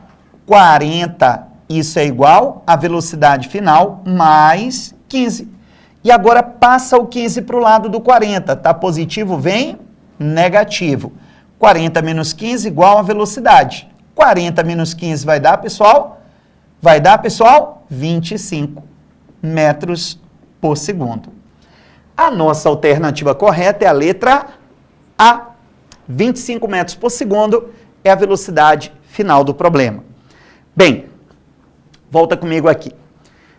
Você fez agora uma imersão em movimento uniformemente variado. Movimentos uniformemente variados são movimentos que têm a presença de aceleração. São movimentos onde você vai perceber que a velocidade está mudando. No movimento uniformemente variado, eu trabalho com 4 equações. Você viu as 4 equações aparecendo aí. E a decisão de qual equação você vai utilizar somente é tomada depois de analisar número por número que está sendo colocado. Tudo bem? Eu já sei o que pode estar passando pela sua cabeça, professor, o problema é a interpretação. Cara, a interpretação é uma coisa que a gente supera resolvendo o exercício. Sabe esse problema? Eu não faria ele, se eu tivesse um problema de interpretação, eu não faria ele uma vez só não. Eu faria 1, 2, 3, 4, para eu entender cada númerozinho que está aparecendo. A repetição, ela é uma técnica que vale muito para a gente poder saber onde cada coisinha está. Sabe quando você vai fazer qualquer coisa artesanal, qualquer coisa com as mãos? Às vezes o primeiro que você faz não fica legal, não. Aí você vai repetindo, aí você vai vendo cada coisinha, aí você vai aprendendo o que fazer. Daqui a pouquinho você está um perfeito artesão. Resolver questões é um trabalho manual. Eu vou fazer a primeira, vou fazer a segunda, aí eu vou começando a perceber e vou ganhando prática. Beleza? Tudo bem? Vamos agora para a próxima, vem comigo aqui. E a próxima questão, novamente, é de movimento uniformemente variado. Só que agora, uma questão um pouquinho mais elaborada, não difícil, elaborada. Vamos à leitura dela. A distância de frenagem é a mínima distância que um veículo percorre para conseguir parar completamente antes de atingir um obstáculo. Opa, eu já tenho uma coisa para destacar. Conseguir parar completamente. Ué, professor, por que isso aqui é importante? Porque se eu estou conseguindo parar completamente, significa que a velocidade final é 0, tá ligado? Conseguir parar completamente, a velocidade final é 0. Essa distância é a soma da distância de reação, que é a distância percorrida entre o instante que o condutor avista o obstáculo e o instante em que aciona o sistema de freios do veículo, com a distância de parada, que é a distância percorrida pelo veículo após o acionamento dos freios até a sua parada total. A figura representa a distância de frenagem típica para um automóvel que trafega a velocidade de 112 km por hora, campeão. 112 km por hora é a velocidade inicial, que corresponde a aproximadamente 30 metros por segundo. Ele está dizendo para você que 112 km por hora equivale a 30 metros por segundo aproximadamente. Essa é a nossa velocidade de início. Considerando que o veículo percorra toda a distância em movimento uniforme e a distância de parada em movimento uniformemente variado, a aceleração escalar do veículo durante a distância de parada é de aproximadamente... vamos lá. Primeira coisa, nós vamos aqui reunir os dados. Vamos reunir os dados? Você me ajuda? Ajuda, né? O primeiro dado é quanto é a velocidade inicial, só que não em km por hora, em metros por segundo. A velocidade inicial é 30 metros por segundo, m/s. Vamos agora para a velocidade final. A velocidade final, você viu que ele quer parar completamente, portanto é 0. Agora, vamos para a pergunta. A pergunta é, cadê a aceleração? A aceleração é a interrogação, é isso que a gente quer encontrar, o valor da aceleração. Agora, pessoal, eu vou olhar para esse desenho, porque esse desenho faz parte do nosso problema. Aqui nesse desenho, eu vou perceber que os 21 metros é a distância de reação. Distância de reação, o veículo continua com a mesma velocidade, o motorista ainda está processando o que está acontecendo lá na frente. Durante a distância de reação, a velocidade do veículo não muda, tá? Distância de reação não muda. Agora, você está vendo essa faixazinha laranja? Essa faixazinha laranja é a distância de parada. E o texto acima informa que na parada, na distância de parada, é que tem a aceleração. Ah, então só tem aceleração nesse trecho, não é, professor? Nesse que você está marcando. Isso. Só tem aceleração nesse trecho. É esse trecho que eu vou analisar. Para esse trecho, eu vou trabalhar com uma distância de 75 metros. Ah, professor, então esses 21 metros eu não vou usar, não é? Não. E esses 96 metros aqui no final não vou usar, não é? Não, porque esses 96 metros é a distância que o veículo percorreu toda, desde o momento que viu o problema ao momento que ele conseguiu parar completamente. E você precisa apenas no trecho que tem a aceleração, que é a parte laranja, tá bem? Agora, dá uma olhada no conjunto de informações que eu tenho. Você está percebendo que não tem tempo aqui nesse conjunto de informações? Amigo, quando não tem tempo, a fórmula que você vai usar é a de Torricelli. Faltou o tempo, é Torricelli, porque a equação de Torricelli é a equação desprovida do tempo. Eu vou te lembrar qual é, eu falei no slide anterior. A velocidade final ao quadrado é igual à velocidade inicial ao quadrado, mais 2 vezes a aceleração multiplicando a distância. Viu que não tem tempo? Tá. A velocidade final é 0, 0 ao quadrado. A velocidade inicial é 30, 30 ao quadrado. Mais 2 vezes a aceleração que você quer e a distância que é 75, beleza? Então vai ficar 0 ao quadrado, 0, 30 ao quadrado, 900, mais 2 vezes 75, 150 vezes o A. E agora, professor, o que a gente vai fazer? Agora você vai fazer o seguinte, fica ligado, passa 150A para o outro lado. Então vai ficar 150 vezes A igual a 900, só que como 150 passou para o outro lado, ele ficou negativo, tá ligado? Vamos agora, a aceleração vai ser igual a 900 em cima por menos 150 na parte de baixo. Portanto, a nossa aceleração vai ser igual a menos 6 metros por segundo ao quadrado. Isso, a aceleração é metros por segundo ao quadrado. A nossa alternativa será a letra A. Gente, deixa eu explicar uma coisinha para você. Você pode perceber que deu menos 6, né? Esse menos 6 aí é o indicativo de uma freada, é o indicativo de uma frenagem. A pergunta do nosso problema deveria estar assim, qual o módulo da aceleração? Ou seja, ele deveria pedir apenas o valor sem o sinal. Quando ele colocou nas alternativas todos os valores sem sinais, é porque com certeza ele está pedindo para você o módulo. O sinalzinho negativo é só um indicativo de perda de velocidade. Então, o nosso veículo está perdendo velocidade, o indicativo é o sinal negativo, e o módulo dessa aceleração vale 6, a nossa alternativa letra A. Bem, eu preciso passar um recado para você aqui com relação a essa expressão. Eu espero que você tenha assimilado o momento que você usa a equação de Torricelli. Equação de Torricelli é uma equação especial, equação utilizada quando faltar tempo. Equação utilizada quando você perceber que tem tudo no problema, mas está faltando tempo. Havia velocidade final, havia velocidade inicial, havia a distância, ele queria aceleração. Cadê o tempo? Cadê o tempo? Faltou? Equação de Torricelli. Ela é uma equação queridinha das provas. Equação de Torricelli, equação de Torricelli. V quadrado, V0 quadrado, mais 2A vezes D. Equação de Torricelli. Vou reforçar, é uma equação que você tem que guardar e levar para a sua prova do exato. Vem comigo para o próximo item, vamos lá? E aqui no próximo item, pessoal, a gente vai trabalhar uma situação dupla. Uma situação dupla, fica ligado. Uma pequena pedra é abandonada do repouso do alto de uma ponte de 45 metros acima do nível da água de um rio que passa por baixo dela, tá? Tá faltando um L bem aqui, você percebeu? Dela.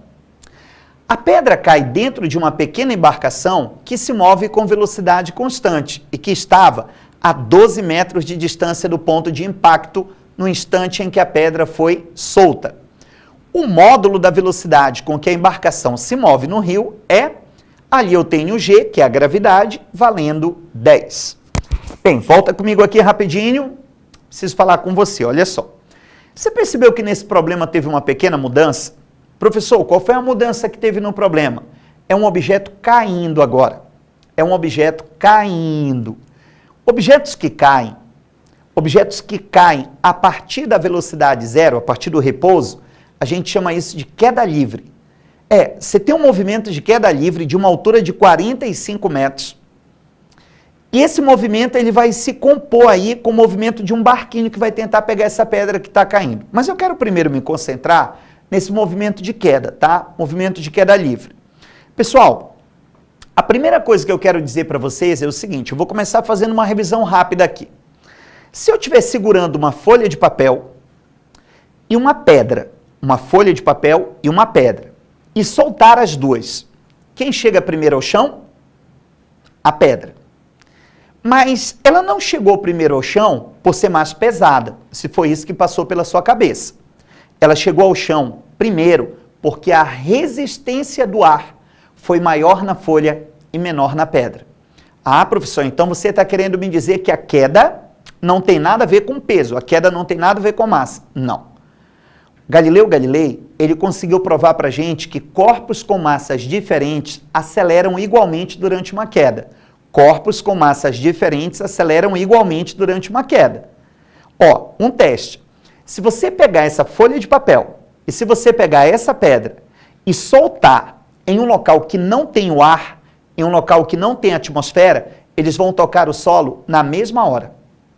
Professor, não acredito não, isso aí é surreal para mim. Tá bom, então você vai fazer um teste depois da aula. Olha qual é o teste que você vai fazer. Você vai pegar uma folha de papel e o seu caderno. Em uma das mãos você segura a folha de papel, na outra mão você segura o caderno. Solta os dois, a folha vai cair depois. Agora, pega o caderno, pega a folha e você vai fazer a seguinte experiência.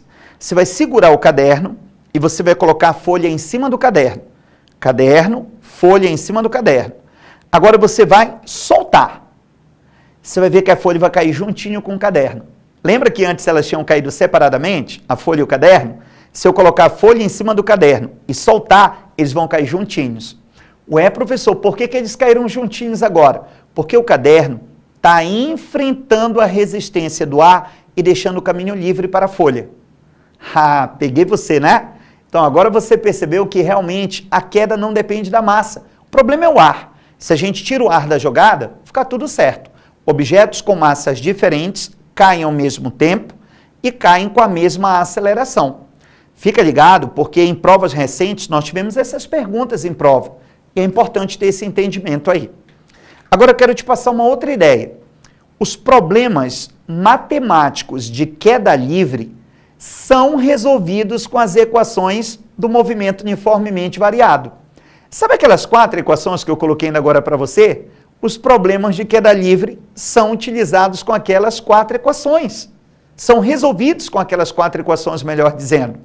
Aquela primeira equação, a equação de Torricelli, a terceira, a quarta, aquelas equações de movimento variado do slide anterior, você pode usar em queda livre tranquilamente. O cuidado é que a distância agora é a altura, quando você passa para vertical.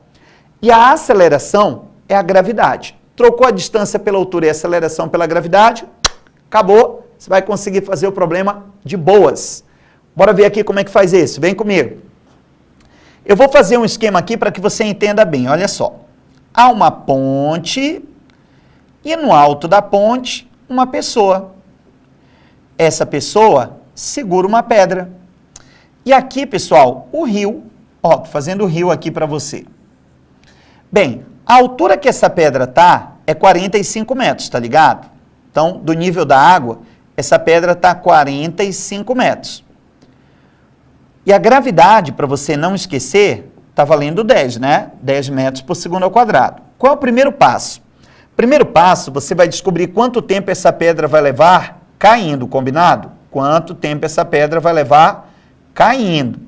E aí, para descobrir esse tempo de queda da pedra, eu vou pegar essa equação aqui, ó. Distância igual a velocidade inicial vezes tempo, mais a aceleração, tempo elevado ao quadrado, sobre 2. A distância é a altura, tá aqui, ó, 45 metros. Então, essa distância é a altura, 45 metros. Isso é igual a velocidade inicial é 0. Professor, como é que você sabe que a velocidade inicial é 0? Palavra abandonada e ainda reforçada pela palavra repouso. Palavra abandonada e ainda reforçada pela palavra repouso. Quer dizer que não havia velocidade inicial. Vezes o t mais a aceleração, que será a gravidade para os objetos que caem. A aceleração é a gravidade, vezes tempo elevado ao quadrado sobre 2. Gente, tá vendo esse 0 vezes t? Vai dar 0, tá? Tá vendo esse 10 por 2? Vai dar 5. Então, embaixo vai ficar 45 igual. Aqui dá 0, nem preciso colocar. E aquele 10 por 2 resultou em 5t quadrado. Vamos passar o 5 dividindo? Vamos. 45 dividido por 5 é igual a t quadrado. 45 por 5, quanto dá? 9 igual a t quadrado. E esse quadrado, você sabe muito bem que ele vira raiz, né? Então, a gente está falando de t igual a raiz de 9. E a raiz de 9 vale 3 segundos. Em outras palavras, essa pedra vai demorar 3 segundos para chegar no nível da água. Tá bom. E aí, gente, a questão falou para gente que tem um barco que está se aproximando daqui, ó. Tem um barco que está se aproximando daqui. E esse barquinho tem a sua velocidade desconhecida. Nosso objetivo é saber a velocidade desse barquinho aí. Qual a distância que esse barquinho está do local que a pedra vai cair? Distância que o barquinho está do local que a pedra vai cair? 12 metros, não é isso? Está aqui, ó. 12 metros. Então, colocando 12 metros aqui. E agora, eu posso perceber uma coisa. O barquinho, ele tem a sua velocidade constante. Olha bem aqui, vou marcar para você. Barquinho tem a sua velocidade constante. Ah, professor, se a velocidade do barquinho é constante, dá para a gente usar dvt. A gente só não usa dvt se a velocidade mudar. Essa distância é 12, essa velocidade você quer, e esse tempo são 3 segundos.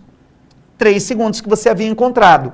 Passa o 3 para baixo do 12, aí vai ficar, a velocidade do barquinho é 12 por 3. E 12 por 3 dá quanto, pessoal? 4 metros por segundo.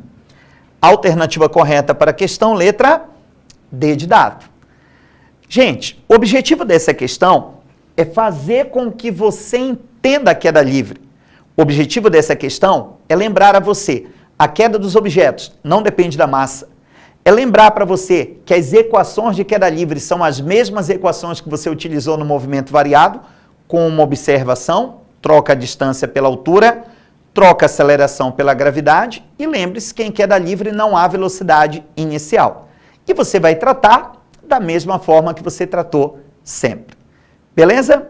Vamos lá para o nosso último item. Vem comigo. E o nosso último item é uma questão envolvendo esporte. Olha só.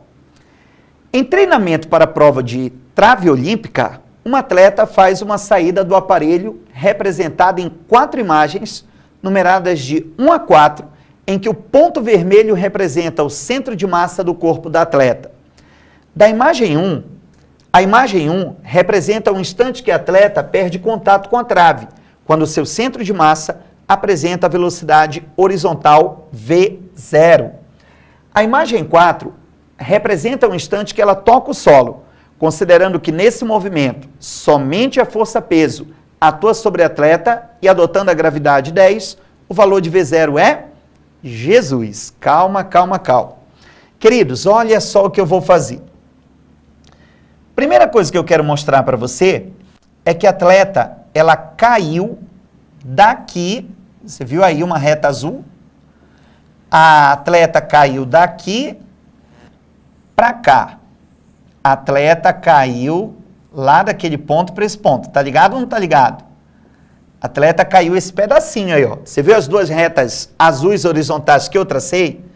É para mostrar que a atleta caiu esse pedacinho aqui, ó. Gente, você pode me dizer quanto foi essa queda da atleta? Porque eu tenho que levar em consideração só o pontinho vermelho. A questão me pediu isso. Só o centro de massa da atleta. Quando ela estava aqui em cima, ela estava a 1,8 metros. O pontinho vermelho aqui está a 1 metro do chão. De 1,8 para 1, ela caiu 0,8. Ah, então a nossa atleta caiu 0,8. Sabe esse pedacinho de 0,8? É uma queda livre. E aí, pessoal, eu vou primeiro utilizar a relação distância igual a velocidade inicial vezes tempo, mais a aceleração tempo ao quadrado sobre 2, para descobrir quanto tempo demorou essa queda. A distância será 0,8, isso é igual a velocidade inicial. Numa queda livre, a velocidade inicial é 0, vezes t, mais a aceleração será a gravidade, que vale 10, vezes t ao quadrado dividido por 2.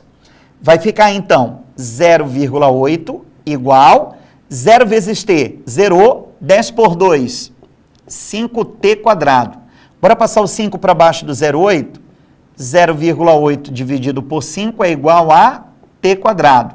0,8 por 5, sabe quanto dá, pessoal? Dá 0,16. 0,16. Esse quadrado, ele vai passar na forma de raiz. Então, t vai ser igual a raiz quadrada de 0,16. Sabe quanto dá a raiz quadrada de 0,16? 0,4 segundos. Gente, a nossa atleta caiu por 0,4 segundos, ok? Agora que eu já sei que ela caiu por 0,4 segundos, eu quero saber qual foi a velocidade que fez ela avançar 2 metros. Qual foi a velocidade que fez ela avançar 2 metros? E aí eu faço distância igual a velocidade vezes tempo. No lugar da distância, 2, a velocidade eu quero, e o tempo você acabou de achar 0,4. Vamos passar 0,4 para baixo do 2? 2 dividido por 0,4 é igual a V. Portanto, V vai dar 20. Por que 20? Porque eu vou cortar o 0 e vírgula para acrescentar um 0 lá em cima. 20 por 4. E 20 por 4 quanto vai dar, pessoal? Opa, peraí, deixa eu fazer aqui uma reconfiguração. Perdão, vou apagar aqui rapidinho, tá? Para visualizar. Acabei perdendo aqui um pouquinho a mão na escritura da tela. Vamos lá voltar? Pronto. Vou fazer aqui, ó, vou puxar uma setinha só para você entender que eu estou dando continuidade bem aqui, ó. Então, eu cortei o 0 e vírgula para acrescentar um 0 lá em cima. Portanto, vou colocar 20 dividido por 4 é igual a velocidade. E 20 por 4 é uma conta fácil, não é, pessoal? 5 metros por segundo. A nossa alternativa correta é a letra C. Bem, olha só. Você conseguiu perceber que esse problema foi semelhante ao do barco? A diferença é que não teve uma pedra caindo e um barco vindo buscá-la. Mas quando você perceber que tem uma trajetória assim, ó, arco de parábola, uma trajetória assim parabólica, como é o caso do corpo desse atleta, a queda você trata como queda livre. E esse deslocamento horizontal você trata como movimento uniforme. E aí a combinação dessas duas equações resolverá esse tipo de problema. Às vezes ele quer altura, às vezes ele quer o tempo, às vezes ele quer a velocidade, às vezes ele quer a distância. Independente do que ele queira, você viu o argumento matemático que eu montei? Primeiro com uma equação e depois com outra? É a combinação para esse tipo de problema cuja trajetória é arco de parábola. Esse tipo de problema é chamado de lançamento horizontal. Só que o lançamento horizontal ele pode ser traduzido de maneira simplificada em uma queda livre com movimento uniforme. Tratou das duas formas, resolveu o teu problema de lançamento horizontal. Bem, gente, nós fizemos hoje bastante, né? Foram muitos itens, foram muitas dicas, foram muitas resoluções. Agora chegou a hora de você repetir esses problemas aí. O vídeo está à tua disposição. Você pode parar bem na hora que o problema aparece na tela, tentar fazer, tentou fazer, depois assiste a resolução para assimilar cada ponto. Até a nossa próxima aula e um beijo no coração de vocês. Tchau, galera!